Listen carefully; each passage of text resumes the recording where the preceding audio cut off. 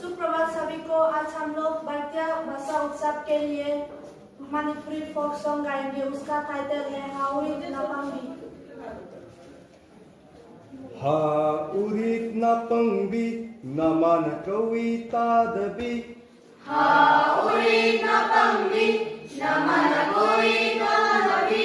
Napana kawi kum dabi. Ya hoy hoy ya hoy hoy ya ta hoy hoy. Napana kawi kum dabi. Ya hoy hoy ya hoy hoy ya ta hoy hoy.